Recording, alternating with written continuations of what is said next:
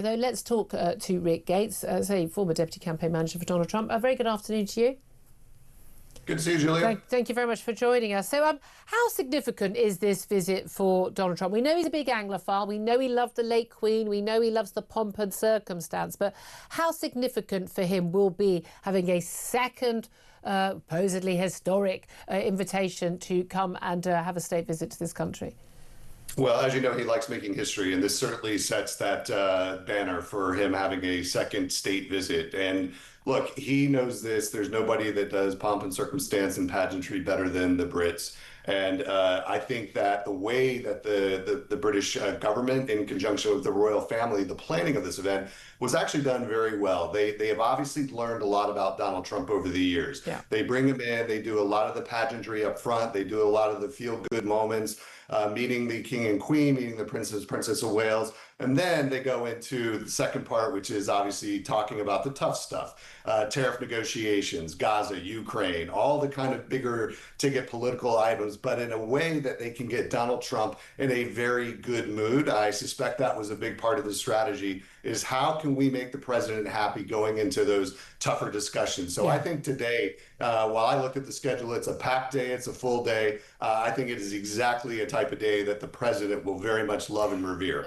I mean, there's no doubt at all that, as poor Zelensky learnt to his cost, you know, Donald Trump likes quite a lot of sucking up, doesn't he? Is it demeaning? I know a lot of people who don't like Donald Trump here in this country, who are very critical, whether it's London Mayor Sadiq Khan or others, or indeed many leading members of our own government who are sort of having to suck it up today.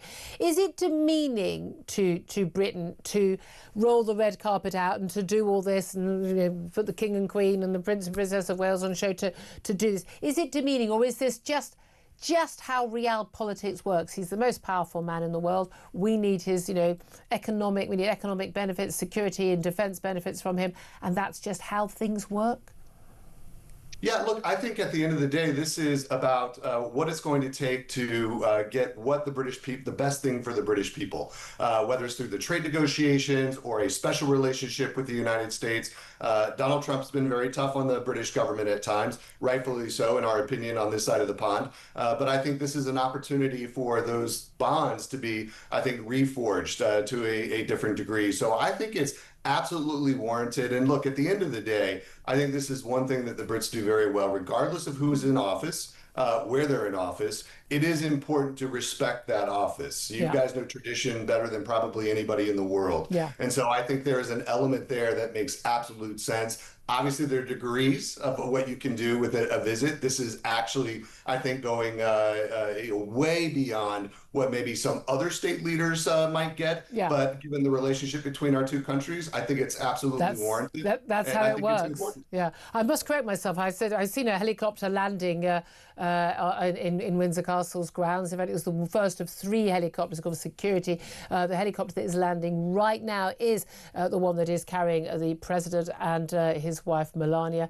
They are arriving, and we know that the door was just partially open for the aides to sort of gather the Prince and Princess of Wales, William and Kate, to come out to meet the president and his wife, of course, who arrived in the UK last night. There's been a little bit of a furore, and some 4 arrests have been made, Rick Gates, last night after images of Jeffrey Epstein were plastered all over, sort of shone all over Windsor Castle. It was breaching. I couldn't work out what they'd been arrested for. We talk about free speech in this country, but it was a heightened security, and it was an unauthorised activity around Windsor Castle. It just showed that actually not much proper good security at that point last night. A big question mark over that. But the Jeffrey Epstein issue is still a big issue in America. Donald Trump keeps saying, look, this is non-story, it's not interesting. But we've got, basically, this week, we've got the king, whose younger brother clearly had close associations and stayed with Jeffrey Epstein after he was convicted of his child sex prostitution. Basically, we've got Keir Starmer. He's spending the day at Chequers with Keir Starmer, the president, and Keir Starmer just in a huge heap of hot water right now over his decision to appoint Peter Mandelson, best friends, Petey, he was known as, to Jeffrey Epstein. Again, a good friend of his, remained a good friend after Jeffrey Epstein was convicted of those crimes. And of course, claims about Donald Trump and the claims about this, his contribution to a 50th birthday book and the like. How embarrassing and how damaging is this for the president, if at all? Well, look, I think this is the first week we in America would say that the spotlight has been taken off of Jeffrey Epstein here and put back in the UK, largely because of the sacking of Peter Mandelson, Yeah. but also given the royal visit and the fact that, Prince Andrew is front and center on this issue. Look, I don't think this issue is going away. It's clear in the United States that it has become a major issue. However, there are obviously other bits and pieces within the news, the Charlie Kirk assassination, the royal visit, et cetera, that are going to kind of, I think, deflect some of the attention away, but it is going to come back. Until these issues are resolved, a lot of questions are answered. I think this issue is going to be around for quite some time. Indeed. Well, we know security, you mentioned Charlie Kirk, security has been massively ramped up after the assassination of Charlie Kirk, a big, MAGA influencer, hugely supportive of Donald Trump and a very big figure. I mean, I think for most Brits, I think younger Brits would have been very much aware of him, but most Brits probably unaware of just how famous and how influential Charlie Kirk has been on the right of American politics in recent years, and horrific shooting of him dead. And now yesterday Tyler Robinson, his alleged killer, made his first court appearance in a suicide vest to prevent him from committing suicide, to be able to use it to hang himself.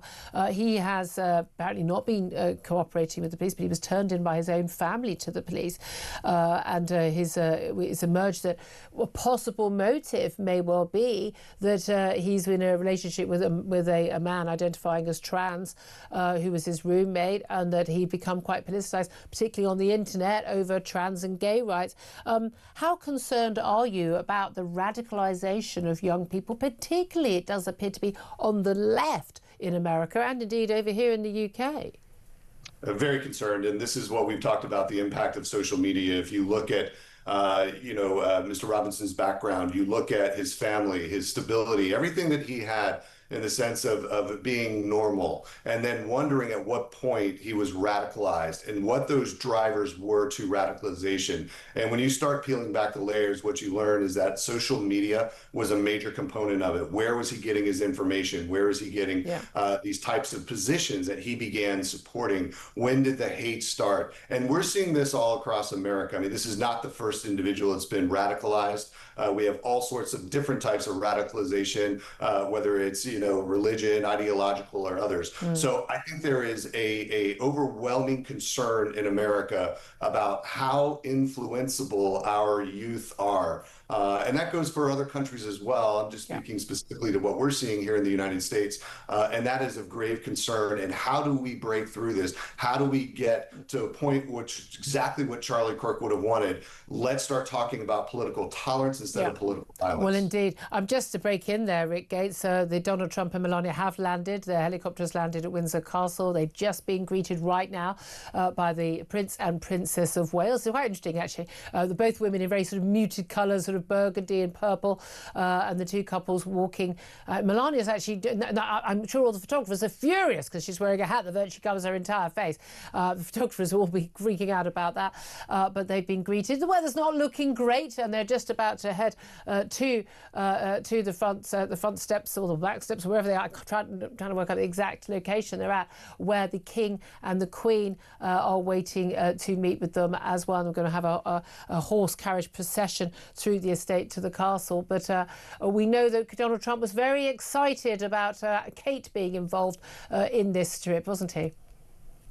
Absolutely. He's very excited about the full participation of the royal family, but I think Kate in particular, given her earlier health concerns and her role back inside government and what an influence she's going to be, moving forward within the royal family. And I think it's fantastic that she was able to attend and participate. And there's no doubt Donald Trump and Melania Trump as well will look at that. He'll want the glamour, won't he? Well, actually, they've just walked to the back. This is the back of Windsor Castle. The lawns where the helicopter has landed, and Kate and William have escorted the President and the First Lady to meet with the King, of course, Donald Trump described as his good friend, and the Queen, and the King and Donald Trump are now walking together, and obviously there's been a lot of protocol, a lot of shaking of hands, and they will of course have that horse-drawn carriage procession. Just one final question I want to ask you, Rick. We've had the announcement of £30 billion worth of deals with US tech giants, including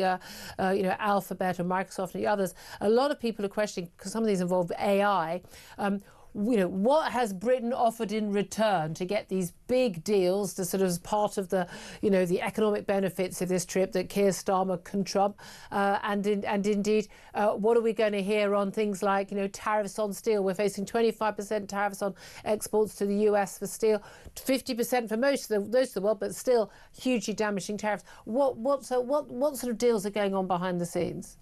Yeah, I think the AI is by far the biggest one on the pinnacle. I think if you look at what President Trump wants to do with AI, what we've done with it in our country, that is going to be front and center. I know that was one of Peter Mandelson's big issues before he was sacked, and so I think it'll be interesting to see if some of that carries on. But certainly a lot of the steel, aluminum tariffs, I think it'll be very interesting to see how today goes, how it's viewed, what the U.S.'s position coming into these tariff negotiations were, and then watching the outcome tomorrow. Will all of this today soften Donald Trump's position on several of those key issues with respect to Britain? And I think it's very important for Keir Starmer and his government. They're going to have to make some choices. Are they going to be more focused on trade and tariffs and the impact and helpfulness for the British public, or are they going to focus more of their time and attention on things like Gaza and Ukraine, which the president will not be as interested in? Yeah. This should be about making good deals on behalf of the British people. Let's see what the British government does. Very interesting. Ricky, so appreciate your time. Former Deputy Campaign Manager for Donald Trump in 2016.